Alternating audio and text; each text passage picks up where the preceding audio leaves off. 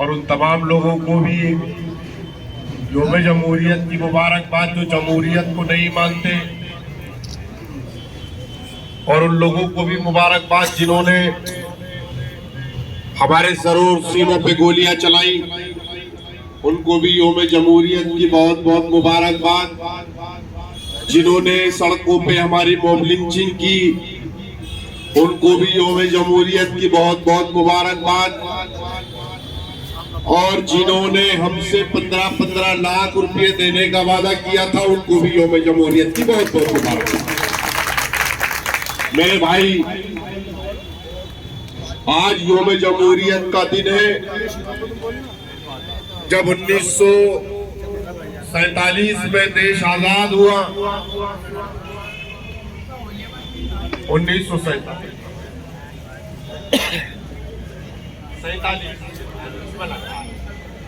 اتنا ہم پڑھ لکھ کے آئے ہیں، منسٹر صاحب کے چلے ہم۔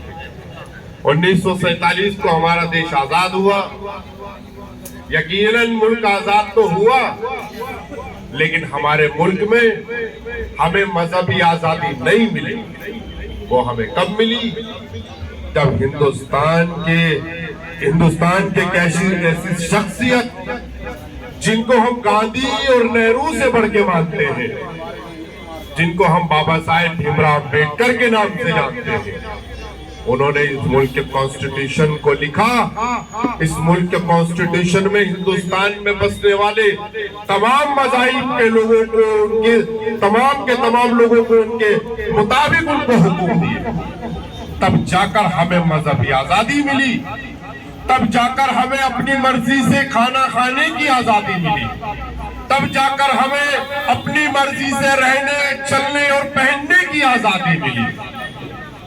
لیکن میرے بھائی، ہم تو یقیناً اپنے علاقوں میں، اپنے گھروں میں بیٹھ کر اس ترنگے کو شان سے لہرا کر اس ترنگے کو سلامی دیتے ہیں، لیکن ہندوستان کے اندر ایک وہ طبقہ بھی بستا ہے جنہوں نے 50 سال سے زیادہ اپنے مخیالوں پر اس شان سے لہراتے ہوئے جھنڈے کو کبھی سلام نہیں کیا، کبھی جھنڈے کو نہیں لہرایا، اس ملک کے کانسٹیٹیوشن کو، ملک کے آئین کو کبھی نہیں مانا، جس کو ہم RSS کے نام سے جانتے ہیں۔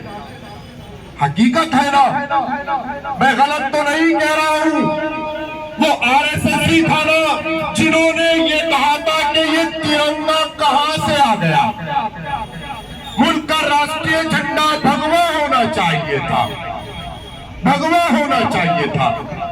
ارے کیوں بھائی بھگوا ہونا چاہیے تھا؟ ہر چیز بھگوا کیوں؟ ہر چیز بھگوا کیوں؟ اگر میں بولوں گا تو ابھی میرے پہ مقدمہ کر دیں گے۔ ارے جب 2 سال کا بچہ پوٹی کرتا ہے تو وہ بھی تو بھگوا کلر کی ہوتی ہے نا، تو کیا تم 2 سال کے بچے کی پوٹی سے محبت کریں گے؟ بتاؤ آپ مجھے، بھگوا کلر، ارے اتنا خوبصورت یہ شان سے لہراتا ہوا جھنڈا دنیا کے اندر کسی بھی ملک کا اس طرح اتنا خوبصورت جھنڈا نہیں ہے۔ لیکن جھنڈے سے تکلیف، ملک کے اتنا خوبصورت آئین، ملک کے کانسٹیٹیوشن سے تکلیف۔ کیوں تکلیف؟ چونکہ اس میں دلتوں کو حق دیا گیا، اس میں مسلمانوں کو حق دیا گیا، اس میں عیسائیوں کو حق دیا گیا۔ تکلیف کانسٹیٹیوشن سے نہیں ہے ان کو تکلیف کانسٹیٹیوشن میں دیے گئے ان تمام کے تمام مذاہب کو ماننے والوں کو جو حق دیے گئے ہیں، اس سے انہیں تکلیف ہے۔ ارے بابا، تمہارے باپ کا وطن نہیں ہے، یہ وطن ہمارے باپ کی جاگیر ہے۔ جب بابا آدم السلام دنیا میں آئے تھے تو اسی وطن عزیز کو آئے تھے، سری لنکا میں آئے تھے جو ہندوستان کا حصہ تھا۔ لیکن ہم پھر بھی کہتے ہیں کہ ہمارا ملک تمام کے تمام مذاہب کو ماننے والا ملک ہے، ہمارا ملک ایک ڈیموکریسی ملک ہے، ہمارے ملک میں کوئی بادشاہت نہیں چلتی، لیکن ہاں ہمارے ملک میں ایک بادشاہ سلامت ہے جو اپنے آپ کو بادشاہ سلامت مان کر لال قلعے سے بڑی بڑی باتیں تو ضرور کرتے ہیں، لیکن ان کے چیلے، ان کے چمچے دلتوں کو اور مسلمانوں کو سڑکوں پہ مارتے ہیں، دلتوں کے اور مسلمانوں کے گھروں میں گھس کر ان کی لنچنگ کرتے ہیں۔ ارے بادشاہ سلامت صاحب، اپنے چمچوں کو روکیے اور اپنے چمچوں کو سکھائیے، ان کو بتائیے کہ ہمارا ملک ڈیموکریٹک ملک ہے، ہمارا ملک وہ ملک ہے، ہمارا ملک اتنا عظیم و شان ملک ہے کہ جہاں پر تمام کے تمام مذاہب اپنی مرضی سے زندگی کو گزارتے ہیں۔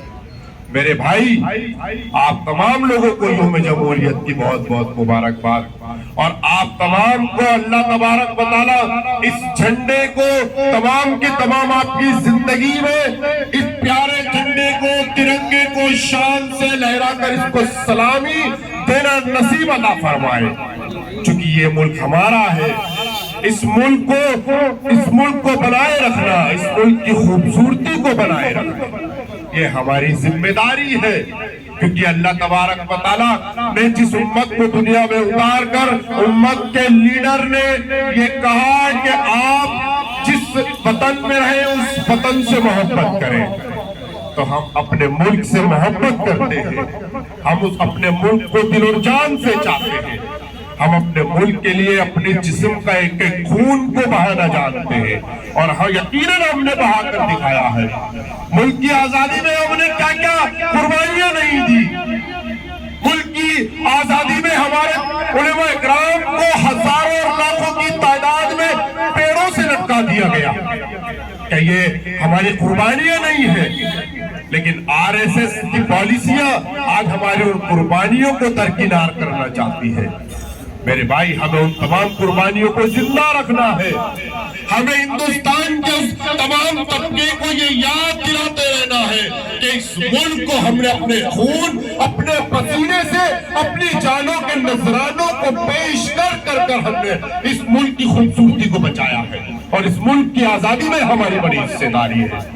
یہ تمام باتیں آپ تمام لوگ پڑھا کریے، اپنی نسلوں کو یہ باتیں سکھائیے، ان کو بتائیے، تاریخ کو پڑھیے اور تاریخ کو بتائیے، چونکہ ہمیں تاریخ کو زندہ رکھنا ہے۔ ہماری کیا کیا قربانیاں رہی ہیں وہ تمام چیزوں کو ہمیں رکھنا ہے، اور ان تمام چیزوں کو ہمیں بتاتے رہنا ہے۔ وآخر دعوانا الحمدللہ رب العالمین۔